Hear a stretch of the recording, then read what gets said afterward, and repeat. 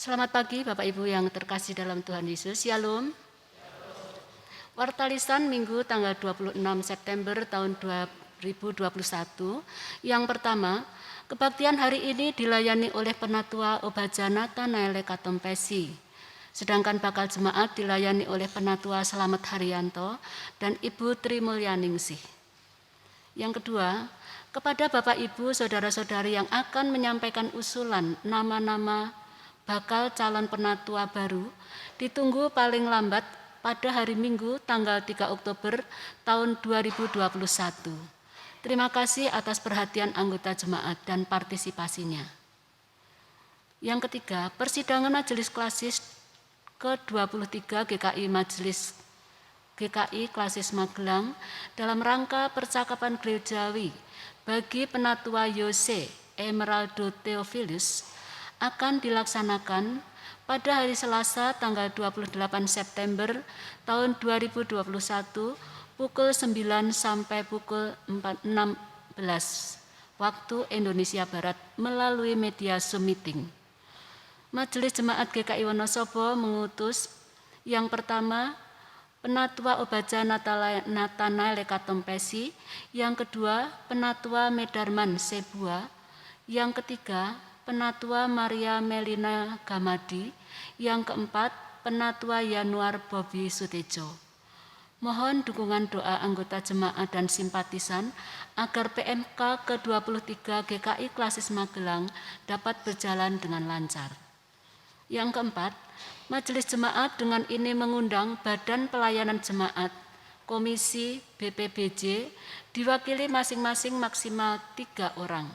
Ketua, Sekretaris, dan Bendahara, serta aktivis gereja pada hari Kamis tanggal 30 September 2021 pukul 18 waktu Indonesia Barat sampai dengan selesai di Gedung GKI Wonosobo. Acara sarasian bersama Majelis Jemaat, Badan Pelayanan, Komisi BPBJ, dan aktivis gereja. Membicarakan soal GKI Wonosobo di masa pandemi COVID-19. Usul dan masukan serta persiapan untuk penyusunan laporan evaluasi program kerja tahun 2021, rencana dan program kerja tahun 2022. Yang kelima, diberitahukan kepada anggota jemaat dan simpatisan bahwa Majelis Jemaat GKI Wonosobo akan melayankan sakramen baptis dewasa darurat dalam diri Ibu Suparni, usia 87 tahun di Bakal Jemaat Tanjung Anom pada hari Selasa 28 September tahun 2021 pukul 9 waktu Indonesia Barat dilayani oleh Pendeta Emeritus Daniel Haryono. Mohon dukungan anggota jemaat dan simpatisan agar pelaksanaannya dapat berjalan dengan baik dan lancar. Yang keenam, bunga mimbar menjadi salah satu bagian yang amat penting dalam memperindah dan mempercantik mimbar gereja dalam kebaktian minggunya. Mimbar yang indah dan cantik akan mengundang mata untuk memandangnya dan menikmati pesonanya. Melalui warta ini kami mengajak kepada Bapak Ibu yang memiliki talenta merangkai bunga atau yang ingin menyediakan bunga mimbar sebagai donatur untuk kiranya dapat menyampaikan keinginan dan kesediaannya kepada Majelis GKI Wonosobo. Atas pelayanan yang diberikan kami mengucapkan terima kasih. Tuhan Yesus memberkati pelayanan kita bersama. Yang ketujuh, persembahan hari ini kotak merah untuk gereja, kotak biru untuk dana sekolah Kristen. Untuk warta selanjutnya dapat Ibu baca melalui warta cetak yang telah disediakan di meja depan pintu gereja.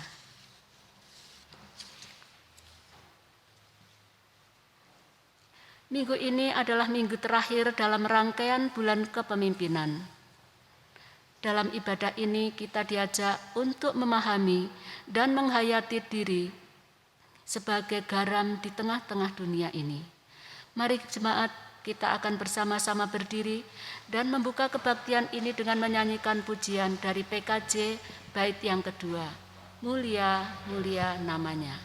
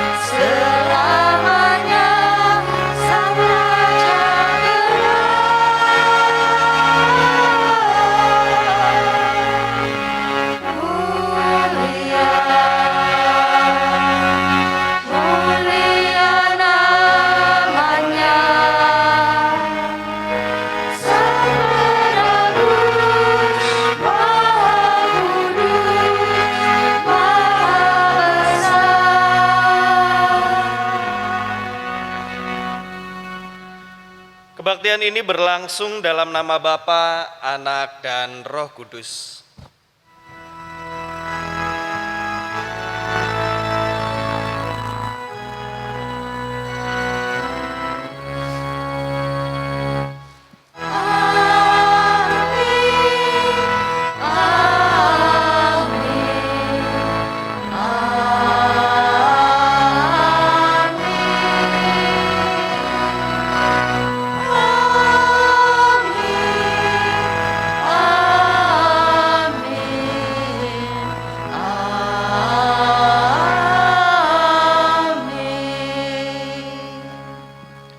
Kasih karunia dan damai sejahtera dari Allah Bapa kita dan dari Tuhan kita Yesus Kristus menyertai saudara sekalian. Dan menyertai saudara juga.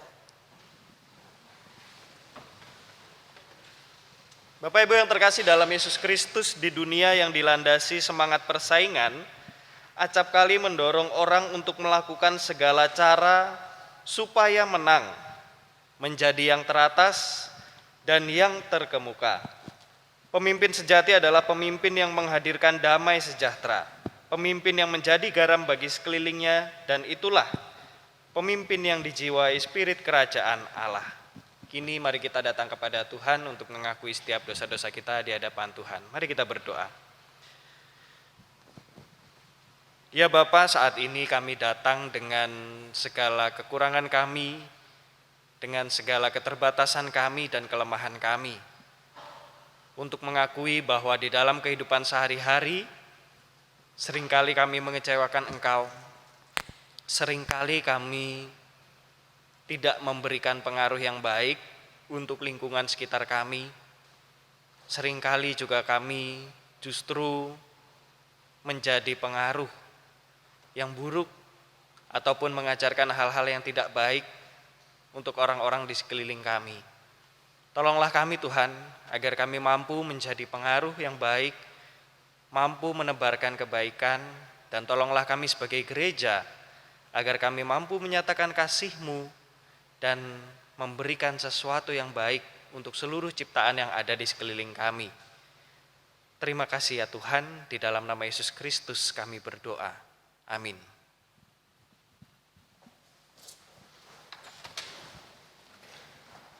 Bagi setiap kita yang dengan tulus dan dengan rendah hati mengakui dosa-dosa di hadapan Tuhan, kini mari kita mendengarkan berita anugerah dari Yesaya 1 ayat 18.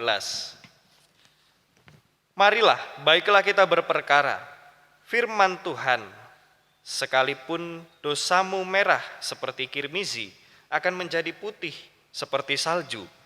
Sekalipun berwarna merah seperti kain kesumba, akan menjadi putih seperti bulu domba. Demikianlah berita anugerah dari Tuhan.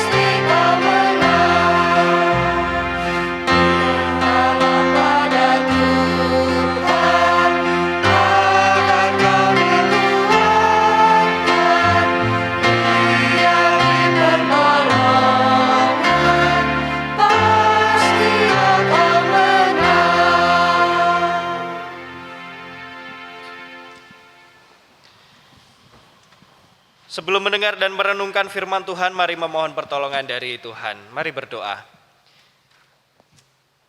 Ya Bapa, kembali kami datang kepadamu dengan keterbatasan kami, dan saat ini kami ingin mendengarkan firman-Mu.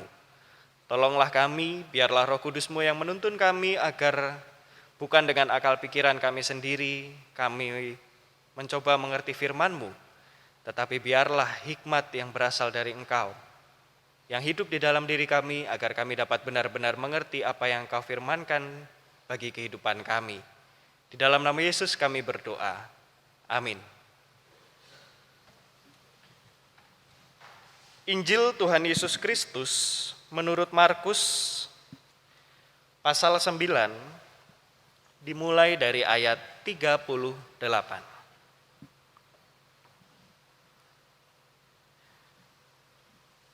Kata Yohanes kepada Yesus, "Guru, kami lihat seorang yang bukan pengikut kita mengusir setan demi namamu.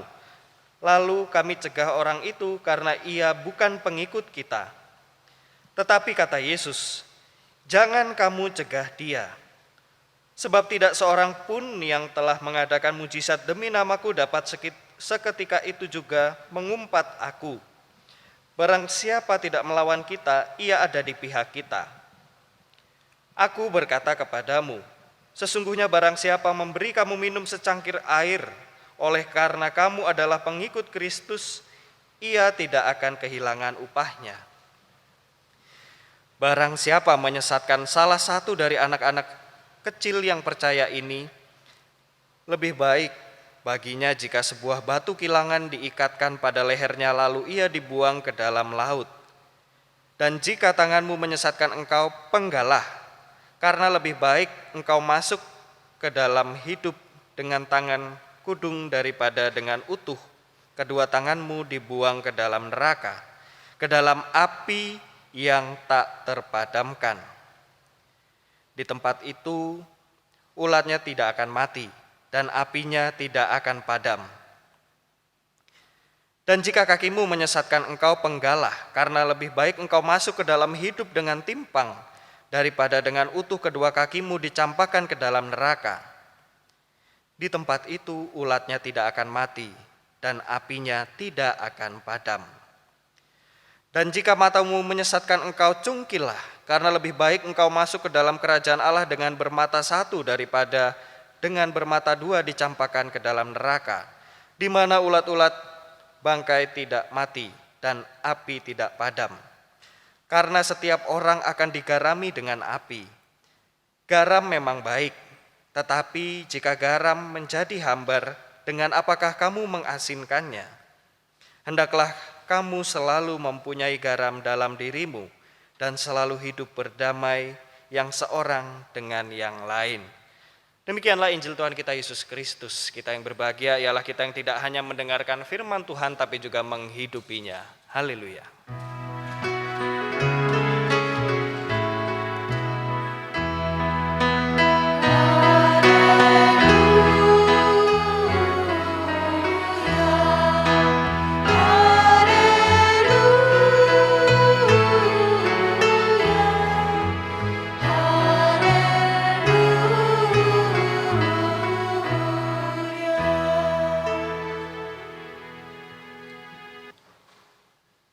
Selamat pagi Bapak Ibu. Wah, yang pagi-pagi semangat cuma kanan nih. Baru kedengeran yang kanan nih. Sekali lagi harus lebih semangat, biar pagi ini kita lebih semangat. Sekali lagi saya mau menyapa Bapak Ibu. Selamat pagi Bapak Ibu. Luar biasa. Bapak Ibu yang terkasih dalam Yesus Kristus, tema kita hari ini adalah kamu adalah garam. Kita akan melihat rangkaian percakapan Yesus dengan para murid. Sampai Yesus akhirnya mengatakan bahwa kita harus menjadi garam. Garam seperti apa? Manusia kok disuruh jadi garam? Nah, kita akan lihat dulu perjalanan atau dinamika dari percakapan ini. Pertama kita lihat dulu konteks bacaan kita. Jadi di dalam bacaan kita hari ini kita melihat ada sikap eksklusif yang diungkapkan oleh para murid. Eksklusifnya seperti apa? Nanti kita bahas. lalu kita melihat ada orang luar. Nah, ada orang luar yang ikut berkarya.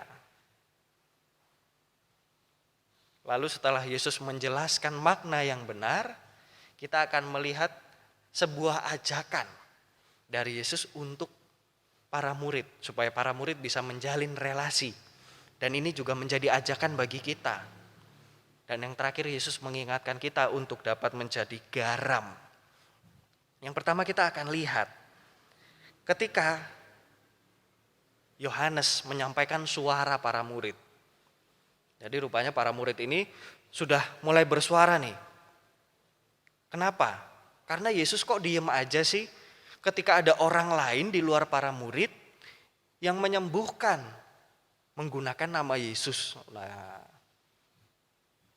kalau zaman sekarang bisa kena hak cipta misalnya. Tuhan Yesus, kok ada orang lain nih menggunakan nama Tuhan, tapi bukan dari antara kita nih. Akhirnya para murid mencegah orang lain dari luar menggunakan nama Yesus ketika berkarya. Lalu Yesus mulai menjelaskan. Kita lihat ayat 39. Di situ Yesus ingin mengungkapkan bahwa mujizat tidak mungkin terjadi jika tidak ada karya Allah. Jadi kenapa orang di luar para murid ini dia bisa melakukan karya seperti yang para murid lakukan? Tentu karya itu bisa terjadi jika Allah yang berkehendak. Kalau Allah tidak berkehendak kepada orang lain di luar para murid ini, ya karya tersebut nggak mungkin terjadi.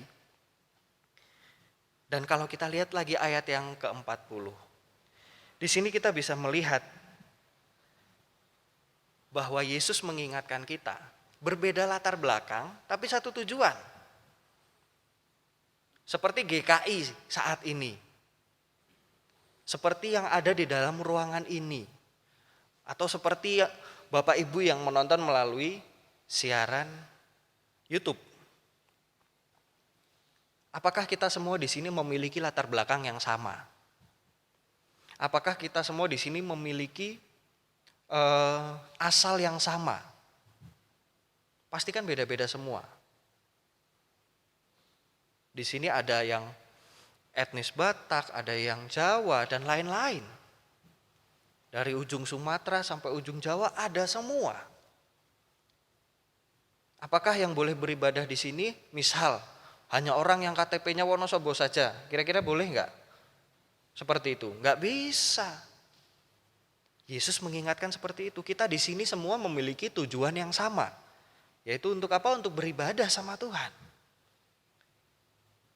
Dan siapapun yang berkarya untuk Tuhan pasti memberikan yang terbaik.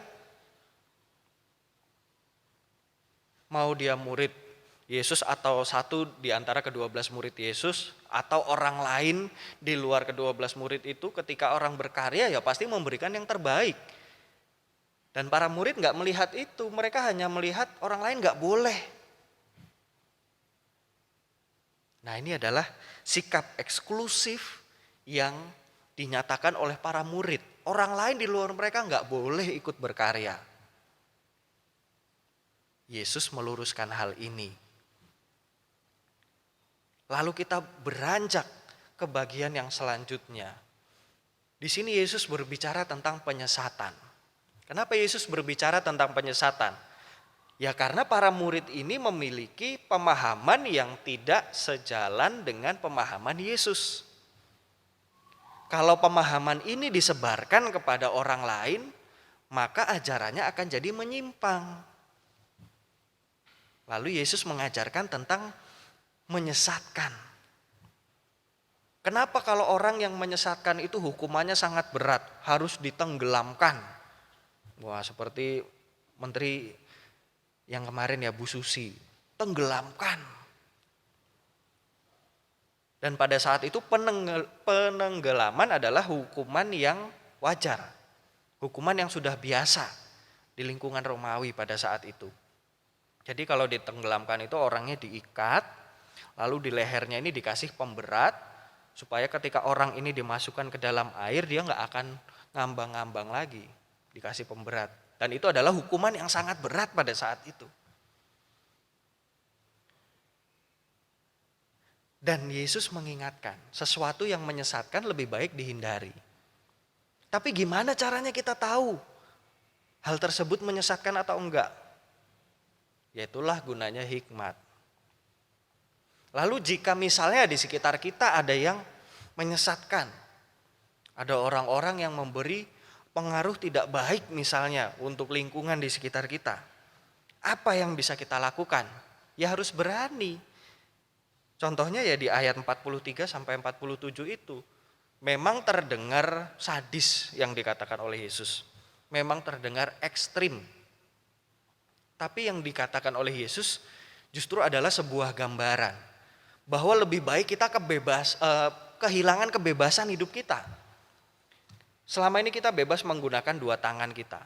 Tapi kalau tangan ini kita gunakan untuk mencuri atau mengambil sesuatu yang tidak atau yang bukan hak kita, lebih baik tangan ini hilang daripada kita kehilangan seluruh hidup kita.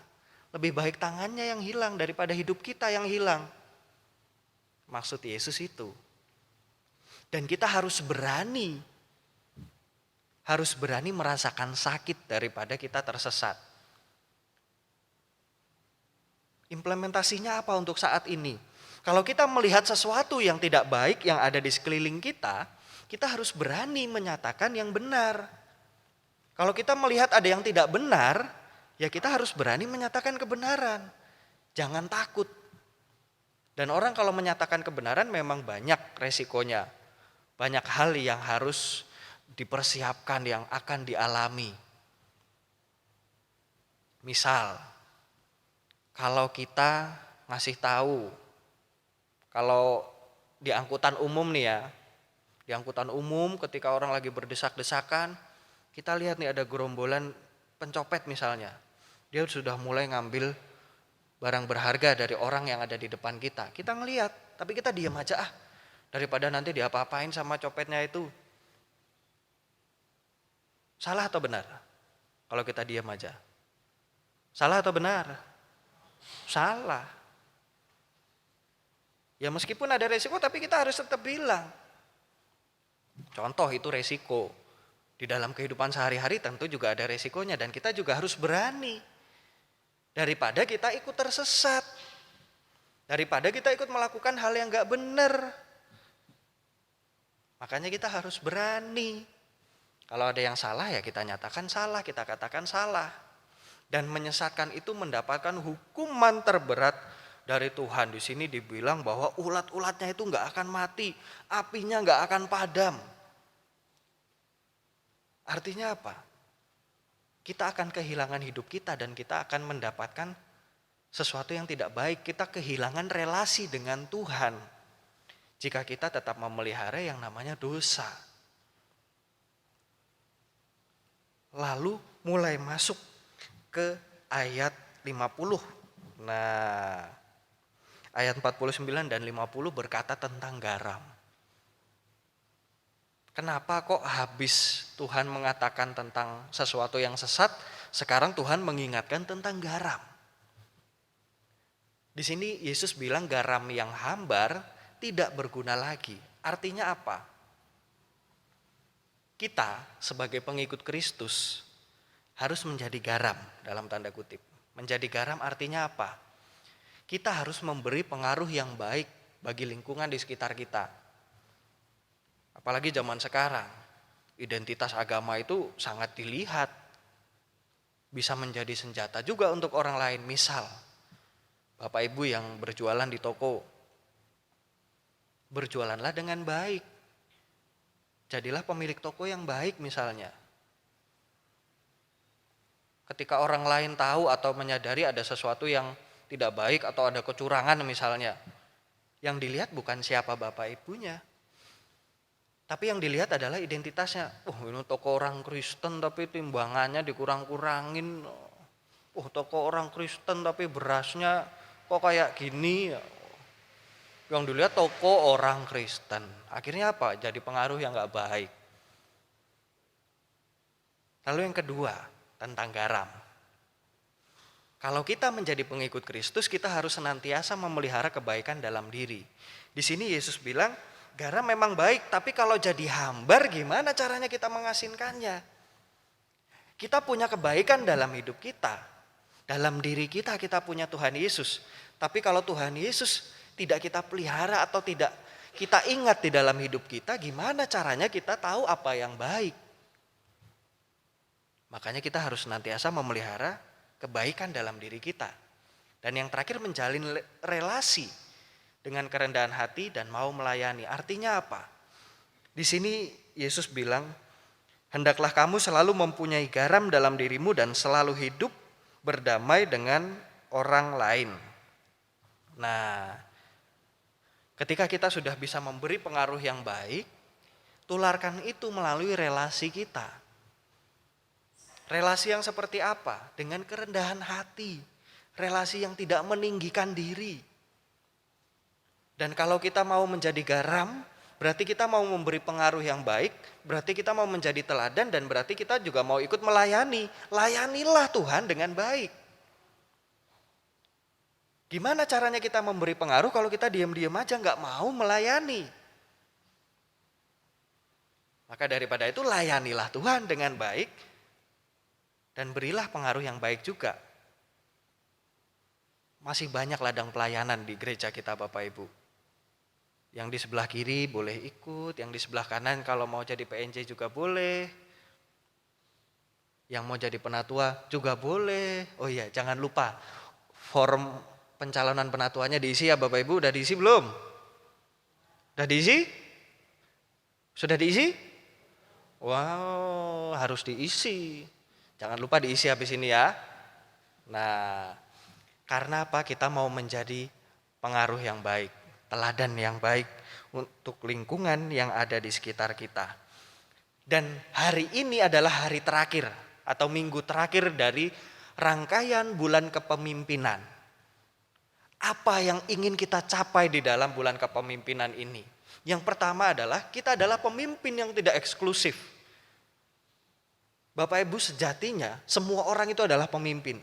Paling tidak kita memimpin diri kita sendiri. Dan sebagai pemimpin jangan eksklusif. Eksklusif dalam artian apa? Misal ketika Bapak Ibu masuk ke dalam PNJ. Oh, yang bisa nyanyi aja yang boleh masuk PNJ, yang lain gak boleh. Jangan. Ada survei yang mengatakan bahwa kenapa sih anak remaja atau kaum muda zaman sekarang gak mau ikut melayani di gereja, kenapa? Karena mereka melihat di gereja itu yang melayani kok itu-itu aja sih. Kok ketika mereka mau masuk ke pelayanan pasti dikomentarin aja sama yang tua-tua. Kok yang muda-muda ini kayaknya selalu terzolimi misalnya. Baru mau masuk pelayanan udah dikomentarin. Ketika ada yang ngelihat drum misalnya di situ, belum dimainin udah dibilang, oh bunyinya ribut kalau ada drum. Padahal drumnya belum bunyi. Tapi udah komentar duluan. Itu dia yang menyebabkan orang-orang muda enggan untuk ikut melayani. Dan inilah tugas kita sama-sama. Ayo jangan jadi eksklusif, kita harus ajak semua orang untuk ikut melayani. Dan yang kedua, kita belajar apa di bulan kepemimpinan ini? Pemimpin menolong orang lain untuk mencapai tujuan bersama. Kita menolong orang lain supaya gereja kita ini mencapai tujuan kita. Supaya ibadah ini berjalan dengan lancar, kita bisa semakin mengenal Tuhan, ya kita harus semakin menolong. Jangan menonjolkan diri. Yang terakhir adalah tentang memberi rasa seperti garam ini. Memberi rasa berarti kita mau melayani dengan rendah hati dan memberi pengaruh baik. Ketika Bapak Ibu mau melayani, layanilah orang lain dengan rendah hati. Jangan mau melayani karena ingin menunjukkan diri atau menonjolkan diri. Yang kedua adalah bukan mengasinkan diri sendiri, tetapi untuk bersama. Apa gunanya garam?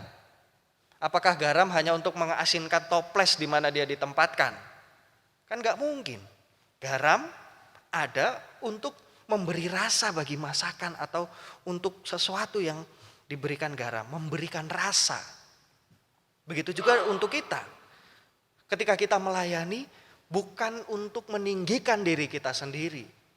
Ketika kita mau melayani, ketika kita mau terlibat, bukan untuk menonjolkan atau menunjukkan siapa kita, ini loh saya. Tapi pelayanan yang kita berikan ini adalah untuk seluruh umat, untuk seluruh jemaat. Ketika ada PNJ di sini, ada pemusik di sini, mereka melayani bukan supaya Bapak Ibu melihat mereka bisa nyanyi. Atau misalnya Erik bermain piano bukan supaya Bapak Ibu melihat Erik pandai nih bermain piano, enggak.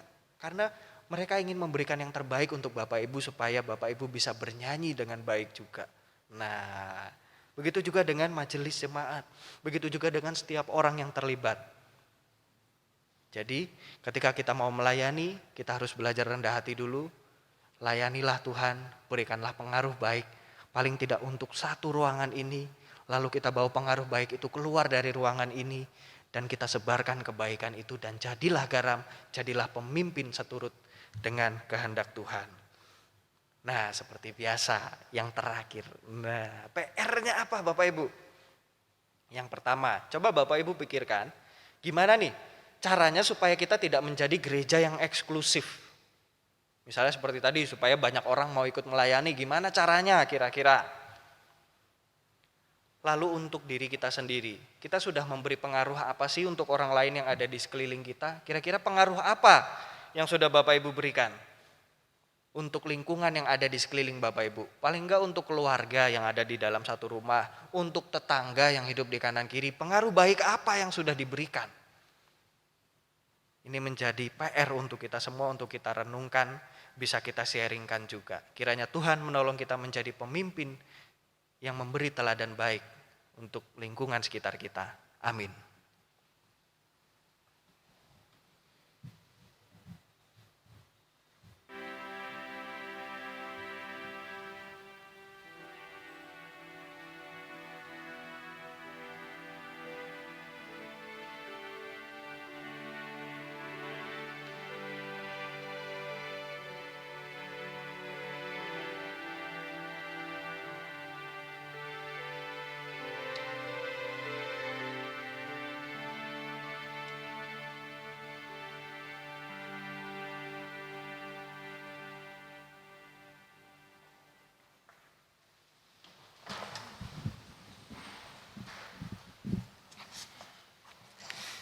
Marilah kita bersama umat Tuhan di masa lalu, masa kini, dan masa depan mengingat pengakuan iman kita menurut pengakuan iman rasuli. Hendaknya masing-masing berkata, "Aku percaya kepada Allah, Bapa yang Maha Kuasa, Khalik langit dan bumi, dan kepada Yesus Kristus, anaknya yang tunggal Tuhan kita, yang dikandung dari Roh Kudus, lahir dari anak darah Maria, yang menderita sengsara di bawah pemerintahan Pontius Pilatus, disalibkan, mati dan dikuburkan, turun ke dalam kerajaan maut. Pada hari yang ketiga, bangkit pula dari antara orang mati, naik ke surga, duduk di sebelah kanan Allah, Bapa yang Maha Kuasa. Dan dari sana ia akan datang untuk menghakimi orang yang hidup dan yang mati. Aku percaya kepada Roh Kudus, gereja yang kudus dan am, persekutuan orang kudus, pengampunan dosa, kebangkitan orang mati, dan hidup yang kekal. Amin. Jemaat dipersilahkan duduk. Pada hari Minggu, tanggal 3 Oktober 2021, kita akan merayakan perjamuan kudus.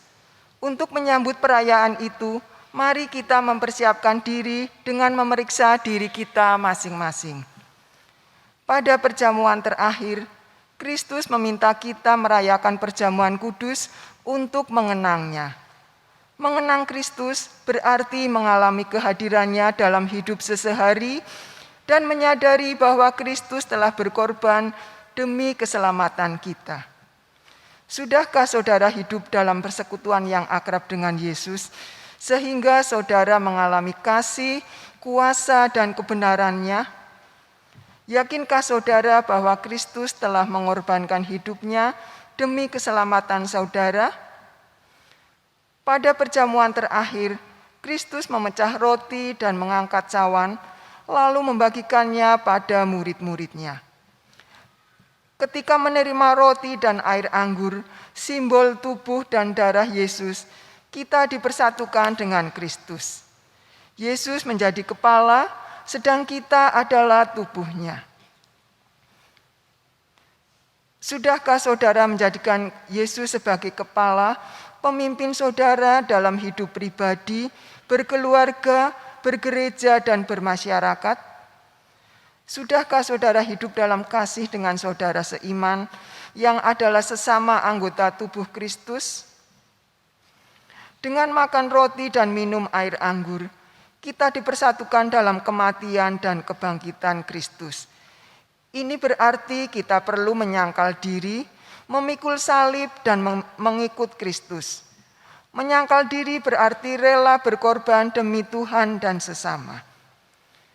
Sudahkah saudara rela berkorban bagi sesama? Sudahkah kehidupan saudara menjadi berkat bagi sesama? Peduli pada sesama, berani menyuarakan kebenaran dan keadilan, serta berjuang menciptakan damai sejahtera? Kiranya Roh Kudus menolong kita dalam mempersiapkan diri merayakan perjamuan kudus mendatang. Mari kita kembali datang kepada Tuhan untuk menaikkan doa-doa syafaat. Mari kita berdoa. Ya Bapa, kami mau mengucap syukur karena Engkau telah berkorban untuk kami, memberi teladan yang baik untuk kami. Dan saat ini Tuhan, tolonglah kami, ajarlah kami agar kami juga mampu menjadi teladan yang baik. Kami tidak membeda-bedakan, kami tidak bersifat atau bersikap eksklusif. Tolonglah kami Tuhan, agar kami dapat mengundang orang-orang untuk ikut terlibat dalam karya-Mu, dalam pelayanan-Mu. Saat ini kami berdoa Tuhan untuk bangsa dan negara kami. Kiranya Engkau boleh memulihkan bangsa ini Tuhan. Engkau juga boleh memberkati para dokter, perawat, seluruh tenaga kesehatan. Kiranya Engkau yang memulihkan mereka, Engkau juga yang menguatkan mereka di dalam memberi pertolongan bagi para pasien COVID-19. Kami juga berdoa untuk gereja-Mu GKI Wonosobo. Kiranya Engkau berkati gereja ini menjadi gereja yang penuh dengan kasih, yang penuh dengan sukacita dan semangat mau ikut melayani. Kami juga ingin berdoa Tuhan untuk orang-orang yang kami kenal, yang kami kasihi, yang saat ini tengah dalam kondisi sakit. Kami berdoa untuk setiap kami yang saat ini tengah dalam pergumulan hidup. Kami berdoa untuk setiap keluarga yang saat ini tengah merindukan cinta kasih atau keharmonisan di dalam keluarga. Dan untuk seluruh beban berat yang mungkin kadang kami rasakan, kami percaya Tuhan, Engkau hadir di dalam pergumulan untuk menopang kami, memberikan kami kekuatan dan pertolongan. Terima kasih Tuhan. Kami mau serahkan seluruh hidup kami ke dalam tangan-Mu, ke dalam satu nama Tuhan kami, Yesus Kristus. Amin.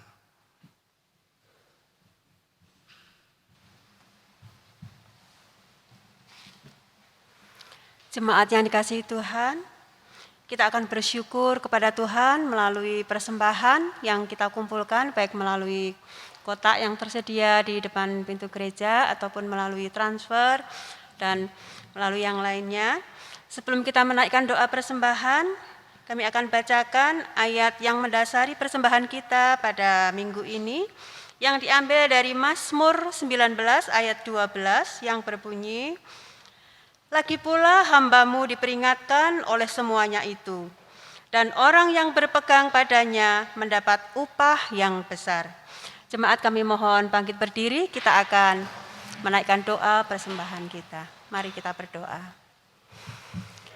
Tuhan yang baik, kami mengucap syukur pada saat ini atas berkat-berkat yang Tuhan sudah limpahkan kepada kami. Baik itu berkat jasmani maupun berkat rohani. Terima kasih Tuhan karena Engkau memelihara kehidupan kami sepanjang hidup kami. Dan pada saat ini Tuhan, kami mengumpulkan persembahan, kiranya Tuhan berkati persembahan kami. Tuhan kuduskan agar persembahan kami layak di hadapan Tuhan dan boleh dipakai untuk kemuliaan nama Tuhan. Kami bersyukur ya Tuhan, untuk semua yang Tuhan sudah berikan kepada kami. Dan juga kami yakin, kami percaya bahwa kehidupan kami di masa-masa yang akan datang, Tuhan juga sudah sediakan berkat untuk kami. Kami percaya Tuhan tidak meninggalkan kami, Tuhan yang memelihara hidup kami, Tuhan yang memberkati gereja kami, gerejamu GKI Wonosobo ini. Terima kasih Tuhan, ampuni dosa-dosa dan kesalahan kami di dalam kami memberikan persembahan. Mungkin ada hal yang tidak berkenan kepadamu, kiranya Engkau berkenan mengampuni.